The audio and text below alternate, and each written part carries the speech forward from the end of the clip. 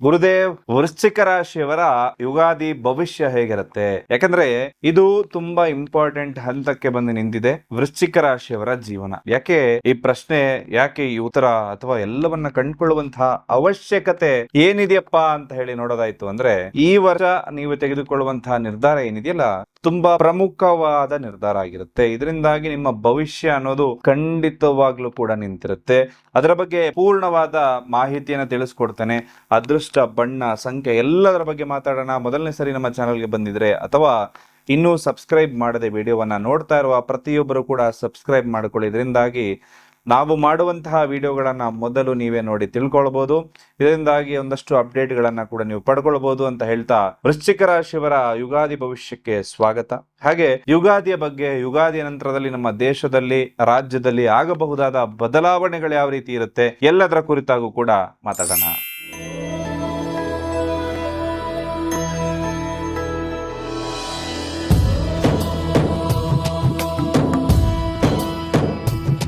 ಹಣಕಾಸು, ಮದುವೆ, ದಾಂಪತ್ಯ, ಪ್ರೀತಿ ಪ್ರೇಮ ಸಮಸ್ಯೆಗಳು, ಜೀವನದಲ್ಲಿ ನೆಮ್ಮದಿ ಇಲ್ಲದಿರುವುದು, ವ್ಯಾಪಾರ ಅಭಿವೃದ್ಧಿ, ಮನೆಯ ವಾಸ್ತು ಹಾಗೂ ಇನ್ನಿತರ ಸಮಸ್ಯೆಗಳಿಗೆ ಶಾಸ್ತ್ರೋಕ್ತ ಮತ್ತು ಶಾಶ್ವತ ಪರಿಹಾರವನ್ನ ತಿಳಿಸಿಕೊಡುತ್ತಾರೆ. ಗುರೂಜಿಯವರ ಅಪಾಯಿಂಟ್ಮೆಂಟ್ಗಾಗಿ ಕರೆ ಮಾಡಿ. ಮಾರ್ಚ್ 19ಕ್ಕೆ ಈ ಅಮಾವಾಸ್ಯೆ ಮುಗಿದ ನಂತರದಲ್ಲಿ ವಿಶೇಷವಾಗಿ ನಾವೆಲ್ಲರೂ ಕಾಯುತ್ತಿರುವಂತಹ ಯುಗಾದಿ, ಯುಗಗಳೇ ಕಳೀತಾ ಇದ್ರು ಕೂಡ ಯುಗಾದಿ ಮರಳಿ ಬರ್ತಾನೆ ಇದೆ.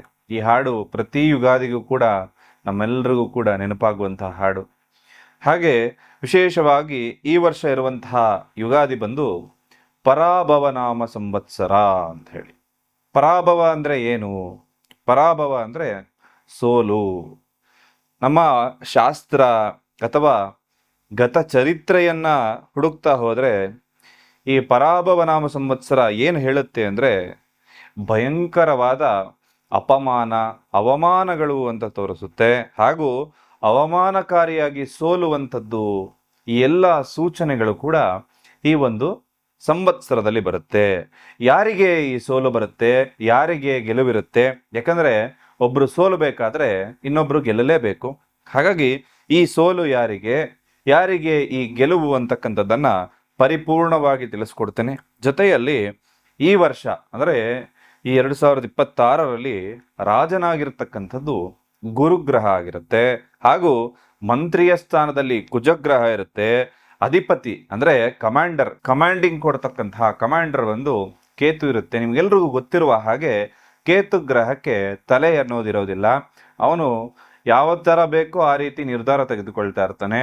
ಈಗ ಮುಖ್ಯವಾಗಿ ಅಮೇರಿಕ ಒಂದು ದೇಶವಾಗಿ ನಾವು ನೋಡುವಾಗ ಅಲ್ಲಿ ಕೂತಿರ್ತಕ್ಕಂತಹ ಒಬ್ಬ ಪ್ರೆಸಿಡೆಂಟ್ ಏನಿರ್ತಾನೆ, ಅವನು ತುಘಲಕ್ ದರ್ಬಾರನ್ನ ನಡೆಸ್ತಾ ಇರುವಂಥದ್ದು ತಾವೆಲ್ಲರೂ ಕೂಡ ಗಮನಿಸ್ತಾ ಇದ್ದೀರಿ. ಹಾಗೆ ಈ ಕಮಾಂಡರ್ ಕೇತು ಇರೋದ್ರಿಂದ ಈ ವರ್ಷ ಪೂರ್ತಿ ಸ್ಥಿರತೆ ಅಂತಕ್ಕಂಥದ್ದನ್ನ ನಾವು ನಿರೀಕ್ಷೆ ಮಾಡೋದಕ್ಕೆ ಬಹಳ ಕಷ್ಟ ಆಗುತ್ತೆ. ಹಾಗೂ ಈ ವರ್ಷ ಗ್ರಹಗಳ ಸಂಯೋಗ ಇರತಕ್ಕಂಥದ್ದು ಏನಿದೆ, ಏಪ್ರಿಲ್ನಿಂದ ಜುಲೈ ತಿಂಗಳವರೆಗೂ, ಈ ಸಂದರ್ಭದಲ್ಲಿ ಕಾಲಸರ್ಪ ಯೋಗ ಬರ್ತಾ ಇದೆ. ಅಂದ್ರೆ ಈ ಸಂದರ್ಭದಲ್ಲಿ ಯಾರ್ಯಾರು ಹುಟ್ಟತಾ ಇರ್ತಾರೋ ಅವರೆಲ್ಲರ ಜಾತಕದಲ್ಲೂ ಕೂಡ ಈ ಯೋಗ ಇರುತ್ತೆ. ಜೊತೆಯಲ್ಲಿ ಸೆಪ್ಟೆಂಬರ್ 19ರಿಂದ ಅಕ್ಟೋಬರ್ 30ರವರೆಗೂ ಕೂಡ ಕರ್ಕಾಟಕ ರಾಶಿಯಲ್ಲಿ ಕುಜ ಮತ್ತು ಗುರು ಸಂಯೋಗ ಆಗ್ತಕ್ಕಂಥದ್ದು. ನವೆಂಬರ್ ಮತ್ತು ಡಿಸೆಂಬರ್ ಈ ತಿಂಗಳುಗಳಲ್ಲಿ ಸಿಂಹ ರಾಶಿಯಲ್ಲಿ ಕುಜಸ್ತಂಭನ ಯೋಗ ಕೂಡ ಬರ್ತಾ ಇದೆ. ಹಾಗೂ ಗುರು ಗ್ರಹ ಬಹಳ ವಿಶೇಷವಾದಂತಹ ಗ್ರಹ. ಎಲ್ಲರೂ ಕಾಯುವಂಥದ್ದು ಗುರುಬಲ ಬರಲಿಕ್ಕೆ. ಈ ಗುರು ಒಂದು ರಾಶಿಯಿಂದ ಇನ್ನೊಂದು ರಾಶಿಗೆ ಹೋಗ್ಲಿಕ್ಕೆ 1 ವರ್ಷದ ಸಮಯವನ್ನ ತೆಗೆದುಕೊಳ್ತಾನೆ. ಅಲ್ಲಿಗೆ 2 ರಾಶಿಯಲ್ಲಿ ಸಂಚಾರ ಮಾಡತಕ್ಕಂಥದ್ದನ್ನ ನಾವು ನೋಡ್ತಾ ಇರ್ತೇವೆ. ಆದ್ರೆ ಈ ವರ್ಷ ಗುರುಗ್ರಹ ಈಗ ಸದ್ಯದ ಪರಿಸ್ಥಿತಿಯಲ್ಲಿ ನಮ್ಮ ಒಂದು ಜ್ಯೋತಿಷ್ಯ ಶಾಸ್ತ್ರದ ಪ್ರಕಾರವಾಗಿ ಅವನು ವಕ್ರಿಯಾಗಿ ಮಿಥುನ ರಾಶಿಯಲ್ಲಿ ಇರೋದ್ರಿಂದ ಮಿಥುನ, ಕರ್ಕಾಟಕ ಮತ್ತು ಸಿಂಹ ರಾಶಿಯಲ್ಲೂ ಕೂಡ ಅವನ ಸಂಚಾರ ಅಂತಕ್ಕಂಥದ್ದನ್ನ ಇಲ್ಲಿ ನಾವು ನಿರೀಕ್ಷೆಯನ್ನ ಮಾಡಬಹುದು. ಇಷ್ಟು ವಿಚಾರಗಳು ಇಲ್ಲಿ ಕಾಣಿಸ್ತಾ ಇರೋದ್ರಿಂದ ಇದರಿಂದ ಯಾರ್ಯಾರಿಗೆಲ್ಲ ಯಾವ್ಯಾವ ರೀತಿ ಪ್ರಭಾವಗಳಿರುತ್ತೆ ಅಂತಕ್ಕಂಥದ್ದನ್ನ ನೋಡೋದಾಯ್ತು ಅಂದ್ರೆ, ಈ ವರ್ಷ ಒಂದು ಜಾಗತಿಕ ಮಟ್ಟದಲ್ಲಾಗಿರ್ಬೋದು ಅಥವಾ ದೇಶದ ಮಟ್ಟದಲ್ಲಾಗಿರ್ಬೋದು ಎಲ್ಲರೂ ಕೂಡ ಒಂದು ಟೆನ್ಷನ್ ಇಂದ ಇರ್ತಾರೆ. ಮಾನಸಿಕ ಒತ್ತಡ ಅಂತಕ್ಕಂಥದ್ದು ಜಾಸ್ತಿ ಆಗಿರುತ್ತೆ, ನಿದ್ರಾಹೀನತೆ ಇರುತ್ತೆ. ಬಹಳ ಜನರಿಗೆ ಈ ಒಂದು ಸಮಸ್ಯೆಗಳನ್ನ ಯಾರು ಅನುಭವಿಸ್ತಾ ಇರ್ತಾರೋ ಅವರಿಗೆ ಇನ್ನಷ್ಟು ಉಲ್ಬಣ ಆಗುವಂತಹ ಮಟ್ಟಿಗೆ ಈ ಒಂದು ವಿಚಾರಗಳು ಕಂಡುಬರುತ್ತೆ. ಮಹಿಳೆಯರಿಗೆ ಒಂದಷ್ಟು ಅದೃಷ್ಟದಾಯಕ ಫಲಗಳು ಪ್ರಾಪ್ತಿಯಾಗುತ್ತೆ. ಆರ್ಥಿಕವಾಗಿ ಮತ್ತು ಸಾಮಾಜಿಕವಾದ ರೀತಿಯಲ್ಲೂ ಕೂಡ ಅನುಕೂಲಕರವಾದಂತಹ ವರ್ಷ. ಅವರು ಪುರುಷರಿಗಿಂತ ಒಂದು ಹೆಜ್ಜೆ ಮುಂದೆ ಹೋಗುವಂತಹ ವರ್ಷ ಇದಾಗಿರುತ್ತೆ. ಜೊತೆಯಲ್ಲಿ ಕ್ರೈಮ್ ರೇಟ್ ಜಾಸ್ತಿ ಆಗುವಂತಹ ಸಾಧ್ಯತೆಗಳು ಕೂಡ ಈ ವರ್ಷ ಬರುತ್ತೆ. ಅನೇಕ ರೀತಿಯ ಕ್ರೈಮ್ಗಳು, ಹೊಸ ಹೊಸ ರೀತಿಯ ಕ್ರೈಮ್ಗಳನ್ನ ಈ ವರ್ಷ ನೀವು ನೋಡಬಹುದು. ಹಾಗಾಗಿ ಬಹಳಷ್ಟು ಎಚ್ಚರಿಕೆಯಿಂದ ತಾವೆಲ್ಲರೂ ಇರಬೇಕಾಗತ್ತೆ. ಮಾಧ್ಯಮದಲ್ಲಿ, ಸೋಷಿಯಲ್ ಮೀಡಿಯಾದಲ್ಲಿ ಒಂದಷ್ಟು ಸುಳ್ಳು ಸುದ್ದಿಗಳು ಬರುವಂತದ್ದಾಗುತ್ತೆ. ಹಾಗೂ ಈ ಒಂದು ಸುಳ್ಳು ಸುದ್ದಿಗಳಿಂದ ಜನ ಹೇಗೆ ಅಂದ್ರೆ, ಒಬ್ಬ ವ್ಯಕ್ತಿ ಶ್ರೀಮಂತನ ಇದ್ದಾನೆ ಅಂದ್ರೆ ಅವನು ಇನ್ನೊಬ್ಬನಿಗೆ ಮೋಸ ಮಾಡಿನೇ ಶ್ರೀಮಂತನಾಗ್ತಾನೆ ಅಂತಕ್ಕಂಥದ್ದನ್ನ ಯೋಚನೆ ಮಾಡ್ತಾ ಇರ್ತಾರೆ. ಅಥವಾ ಒಬ್ಬ ಯಾವುದೋ ರೀತಿಲಿ ಮುಂದೆ ಕಷ್ಟಪಟ್ಟು ಮುಂದೆ ಬಂದಿದ್ರು ಕೂಡ ಜನ ಯೋಚನೆ ಮಾಡೋದೇನು, ಅವನು ಏನೋ ಒಂದು ತಲೆ ಹೊಡೆದೆ ಮಾಡಿದನ್ ಬಿಡಪ್ಪ, ಅವನು ಒಂದು ನ್ಯಾಯವಾಗಿ ದುಡಿದ್ರೆ ಎಲ್ಲಿ ಮುಂದೆ ಬರಕ್ ಸಾಧ್ಯ. ಈಗ ನಾವು ದುಡಿತಾ ಇರೋದ್ರಲ್ಲಿ ನಮ್ಮ ತಿಂಗಳ ಖರ್ಚಿಗೆ ಆಗೋದಿಲ್ಲ, ಅಂಥದ್ರಲ್ಲಿ ಇಂಥ ಮನೆ ಕಟ್ಟೋದಕ್ಕೆ ಹೇಗೆ ಸಾಧ್ಯ ಅಂತ ಹೇಳಿ ಅವನ ಬುದ್ಧಿವಂತಿಕೆಯಿಂದ ಅವನು ಮಾಡಿರ್ತಾನೆ. ಆದ್ರೆ ಇಲ್ಲಿ ಜನ ಮಾತಾಡುವಂಥದ್ದು ಅವನು ಏನೋ ಮಾಡಿದಾನೆ, ಒಂದು ತಪ್ಪು ಕೆಲಸ ಮಾಡಿನೇ ಈ ತರ ಮುಂದೆ ಬಂದಿದ್ದಾನೆ ಅಂತ ಹೇಳಿ ಈ ರೀತಿ ತಪ್ಪು ಯೋಚನೆ ಬರುವಂಥದ್ದು ಜನರಿಗೆ ಬಹಳಷ್ಟು ಕಾಣ್ತಾ ಇದೆ. ಇನ್ನ ರಾಜಕೀಯ ವಿಚಾರವಾಗಿ ಬಂತು ಅಂದ್ರೆ ಪ್ರಾದೇಶಿಕ ಪಕ್ಷಗಳಲ್ಲಿ ಒಂದಷ್ಟು ಭಿನ್ನಾಭಿಪ್ರಾಯ ಮೂಡಬಹುದು. ಇದರಿಂದಾಗಿ ಒಂದು ಸಮ್ಮಿಶ್ರ ಸರ್ಕಾರ ಯಾವ್ದಾದ್ರು ನಡೀತಾ ಇತ್ತು ಅಂದ್ರೆ ಅದು ಬಿಟ್ಟು ಅಥವಾ ಅದರಲ್ಲಿ ಏಟು ತಿಂದು ಆ ಒಂದು ಮತ್ತೆ ಎಲೆಕ್ಷನ್ ಆಗುವಂತಹ ಸಂದರ್ಭದವರೆಗೂ ಕೂಡ ಹೋಗುವಂತಹ ಲಕ್ಷಣಗಳು ಬರುತ್ತೆ. ಇದು ಯಾವುದೇ ರಾಜ್ಯದಲ್ಲೂ ಆಗಿರಬಹುದು.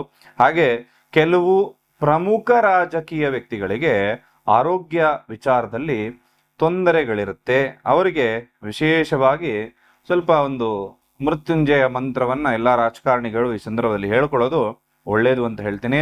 ಸಿನಿಮಾ ರಂಗದಲ್ಲಿ ಸ್ವಲ್ಪ ಏಳಿಗೆ ಎಲ್ಲವೂ ಕೂಡ ಆಗುತ್ತೆ.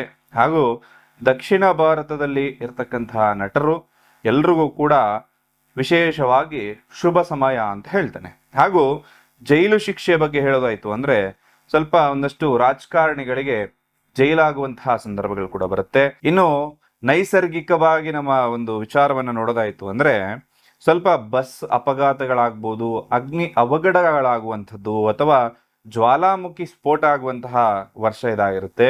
ಎತ್ತರದ ಪ್ರದೇಶ ಅಥವಾ ಕಣಿವೆ ಪ್ರದೇಶದಲ್ಲಿರುವಂಥವರು ಪ್ರವಾಸಕ್ಕೆ ಹೋಗಬೇಕಾದ್ರೆ ನೀವು ಎಚ್ಚರಿಕೆಯಿಂದ ಇರಬೇಕಾಗತ್ತೆ.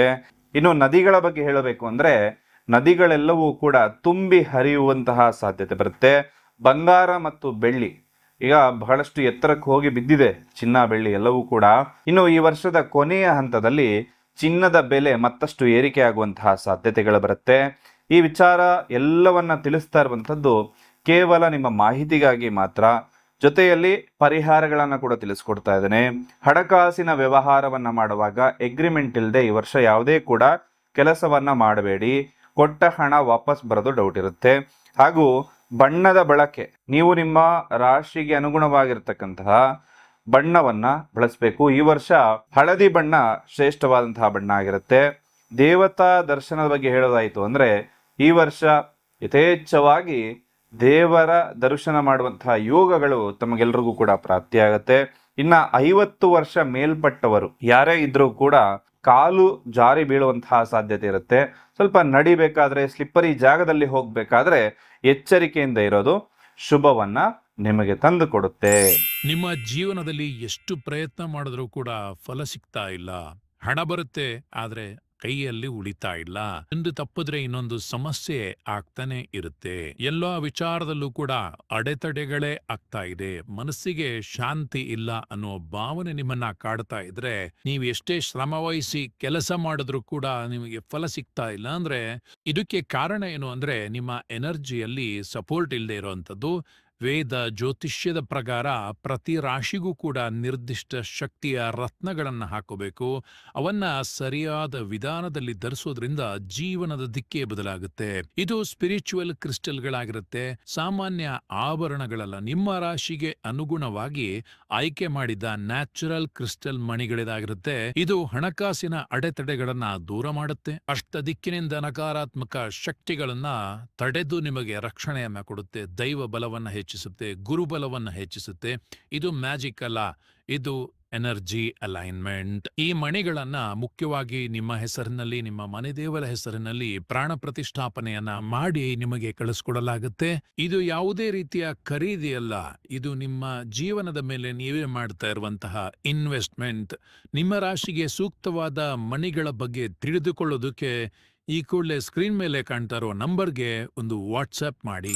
ವೃಶ್ಚಿಕ ರಾಶಿಯವರ ಮೌನ ಅಥವಾ ಅವರ ಆಳವಾದ ಯೋಚನೆ, ಅವರ ರಹಸ್ಯವನ್ನ ಕಂಡುಹಿಡಿಯುವಂತಹ ಗುಣಗಳು ಎಲ್ಲವೂ ಕೂಡ ತುಂಬಾ ವಿಶೇಷವಾದಂತದ್ದು. ಈ 2026 ಒಂದು ಟ್ರಾನ್ಸ್ಫಾರ್ಮೇಶನ್ ಆಗುವಂತಹ ವರ್ಷ ಅಂತ ಹೇಳ್ತೇನೆ. ಯಾಕಂದ್ರೆ ಇದು ಬರೀ ಸಾಮಾನ್ಯ ವರ್ಷ ಅಲ್ಲ. ನಿಮ್ಮ ಜೀವನದಲ್ಲಿ ಒಂದು ಅಧ್ಯಾಯ ಮುಗಿದು ಹೊಸ ಅಧ್ಯಾಯ ಪ್ರಾರಂಭ ಆಗುವಂತಹ ವರ್ಷ ಆಗಿರುತ್ತೆ. ವೃಶ್ಚಿಕ ರಾಶಿ ಅಂದ ಕೂಡಲೇ ಅದು ಜಲತತ್ವ ರಾಶಿ, ರಾಶಿಯಾಧಿಪತಿ ಕುಜಗ್ರಹ ಆಗಿರುತ್ತೆ. ನೀವು ಪ್ಯಾಷನೇಟ್ ಆಗಿ, ಯಾವುದೇ ಭಯವಿಲ್ಲದೆ, ಫಿಯರ್ಲೆಸ್ ಆಗಿ ರಿವೆಂಜ್ ಮೈಂಡ್ ಸೆಟ್ ಇರುವಂತವರು ವೃಶ್ಚಿಕ ರಾಶಿಯವರು. ಹಾಗೂ ಓವರ್ ಅಟ್ಯಾಚ್ಮೆಂಟ್ ಕೂಡ ಇವರದ್ದಾಗಿರುತ್ತೆ. ಯುಗಾದಿ ನಂತರದಲ್ಲಿ ಒಂದು ವಿಚಾರವನ್ನ ನೀವು ತಿಳ್ಕೊಳ್ಳಿ, ತಪ್ಪು ಯಾರು ಮಾಡ್ತಾರೆ ಅವರನ್ನ ಕ್ಷಮಿಸುವಂತಹ ಗುಣವನ್ನ ನೀವು ಖಂಡಿತವಾಗ್ಲೂ ನಿಮ್ಮ ಜೀವನದಲ್ಲಿ ಅಳವಡಿಸ್ಕೊಳ್ಳಿ. ಈ ವಿಡಿಯೋದಲ್ಲಿ 3 ವಿಚಾರವಾಗಿ ಮಾತಾಡೋಣ. ಹಣಕಾಸು ಹೇಗಿರುತ್ತೆ, ಉದ್ಯೋಗ ಹೇಗಿರುತ್ತೆ, ಪ್ರೀತಿ ಪ್ರೇಮ ಜೀವನ ಹೇಗಿರುತ್ತೆ ಅಂತ ಹೇಳಿ. ಜುಲೈ ನಂತರದಲ್ಲಿ ಒಂದಷ್ಟು ಲಾಭದಾಯಕವಾಗಿರೋ ಫಲಗಳು ಪ್ರಾಪ್ತಿಯಾಗುತ್ತೆ. ತುಂಬಾ ಏರಿಳಿತಗಳನ್ನ ಈ ವರ್ಷ ನೀವು ನೋಡ್ತೀರಿ. ಹಣಕಾಸಿನ ವಿಚಾರವಾಗಿ ಅನಗತ್ಯ ಖರ್ಚುಗಳು ಅಂತಕ್ಕಂಥದ್ದು ಬರುತ್ತೆ. ಒಂದು ಇನ್ವೆಸ್ಟ್ಮೆಂಟ್ ಅನ್ನ ಸೀಕ್ರೆಟ್ ಆಗಿ ಮಾಡಿರ್ತೀರಿ, ಅದರಿಂದಾಗಿ ಲಾಭದಾಯಕ ಫಲಗಳು ಪ್ರಾಪ್ತಿಯಾಗುತ್ತೆ. ರಿಸ್ಕಿ ಡಿಸಿಷನ್ಸ್ ಅನ್ನ ತೆಗೆದುಕೊಳ್ಳುವಂತಹ ವರ್ಷ ಇದಾಗಿರುತ್ತೆ. ಅದಕ್ಕಿಂತ ಮುಂಚೆ ಸ್ವಲ್ಪ ಪೂರ್ವಪರವನ್ನ ಯೋಚನೆ ಮಾಡಿ ಅನ್ನೋ ಮಾತನ್ನ ಹೇಳ್ತೇನೆ. ಪ್ರೀತಿ ವಿಚಾರ ಬಗ್ಗೆ ಹೇಳೋದಾಯ್ತು ಅಂದ್ರೆ ಈ ವರ್ಷ ಪ್ರೀತಿ ಹುಟ್ಟುವ ಸಾಧ್ಯತೆ ಇರುತ್ತೆ. ಟ್ರಸ್ಟ್ ಇಶ್ಯೂಸ್ ಬರುತ್ತೆ. ಕಪಲ್ಸ್ ಯಾರಾದ್ರೂ ವಿಡಿಯೋ ನೋಡ್ತಾ ಇದ್ರೆ ಟ್ರಸ್ಟ್ ಇಶ್ಯೂಸ್ ಬರುವಂತ ಸಾಧ್ಯತೆ ಇರುತ್ತೆ. ಮದುವೆ ಆಗಿರುವಂತವರಿಗೆ ಸ್ವಲ್ಪ ಸ್ಟ್ರಗಲ್ ಕಂಡು ಬರುತ್ತೆ. ಈಗೋವನ್ನ ಕಮ್ಮಿ ಮಾಡ್ಕೊಂಡ್ರೆ ಎಲ್ರಿಗೂ ಒಳ್ಳೇದು. ಅಕ್ಟೋಬರ್ ನಂತರದಲ್ಲಿ ಇಬ್ಬರ ನಡುವೆ ಎಮೋಷನಲ್ ಬಾಂಡಿಂಗ್ ಅನ್ನೋದು ಜಾಸ್ತಿ ಆಗುತ್ತೆ. ಉದ್ಯೋಗ ಮತ್ತು ವೃತ್ತಿ ಜೀವನದ ಬಗ್ಗೆ ಹೇಳೋದಾಯ್ತು ಅಂದ್ರೆ ಪ್ರೆಷರ್ ಹೆಚ್ಚಾಗುವಂತಹ ವರ್ಷ ಇದಾಗಿರುತ್ತೆ. ಆದ್ರೆ ನಿಮ್ಮ ಡೆಡಿಕೇಶನ್ ಇಂದಾಗಿ ಹೆಚ್ಚಿನ ಲಾಭ ಅನ್ನೋದಾಗುತ್ತೆ. ಇನ್ವೆಸ್ಟಿಗೇಷನ್, ರಿಸರ್ಚು ಅಥವಾ ಪೊಲೀಸು, ಡಿಫೆನ್ಸು, ಮೆಡಿಕಲ್ ಯಾವುದೇ ಫೀಲ್ಡ್ ಅಲ್ಲಿ ಇರುವಂತವರಿಗೆ ತುಂಬಾ ಯಶಸ್ಸು ಕೊಡುವಂತಹ ವರ್ಷ ಇದಾಗಿರುತ್ತೆ. ವಿದ್ಯಾರ್ಥಿಗಳು ಸ್ವಲ್ಪ ಫೋಕಸ್ ಅನ್ನೋದನ್ನ ಹೆಚ್ಚು ಮಾಡ್ಕೊಳ್ಳಿ. ಇನ್ನ ನಿಮ್ಮ ಮುನ್ನೆಚ್ಚರಿಕೆಗಳೇನಂದ್ರೆ ಸ್ವಲ್ಪ ಕೋಪವನ್ನ ಕಂಟ್ರೋಲ್ ಮಾಡ್ಕೋಬೇಕಾಗತ್ತೆ. ನಿಮ್ಮ ಗುಪ್ತ ಶತ್ರುಗಳ ಬಗ್ಗೆ ಜಾಗ್ರತೆಯನ್ನ ವಹಿಸ್ಕೊಳ್ಳಿ. ಆರೋಗ್ಯ ಹಾಗೂ ನಿಮ್ಮ ಒಂದು ಬ್ಲಡ್ ಪ್ರೆಷರ್ ಇದರ ಮೇಲೆ ಸ್ವಲ್ಪ ಗಮನವನ್ನ ಹೆಚ್ಚು ಮಾಡ್ಕೊಳ್ಬೇಕಾಗತ್ತೆ. ಅದೃಷ್ಟದ ಬಣ್ಣ ಕೆಂಪು. ಮಂಗಳವಾರ ಶುಭ ಕೊಡುತ್ತೆ. 9 ಅನ್ನೋದು ಶುಭ ಸಂಖ್ಯೆ ಆಗಿರುತ್ತೆ. ಸುಬ್ರಹ್ಮಣ್ಯ ಸ್ವಾಮಿ ಆರಾಧನೆಯನ್ನ ಮಾಡ್ಕೊಳ್ಳಿ. ಈ ವರ್ಷ ನೀವು ಅನ್ಕೊಂಡಿರೋ ಕೆಲಸ ಕಾರ್ಯಗಳೆಲ್ಲವೂ ಕೂಡ ಈಡೇರ್ಲಿ ಅಂತ ಹೇಳಿ ಭಗವಂತನಲ್ಲಿ ಪ್ರಾರ್ಥನೆ ಮಾಡ್ತಾ ಸರ್ವೇ ಜನ ಸುಖಿನೋ ಭವಂತು.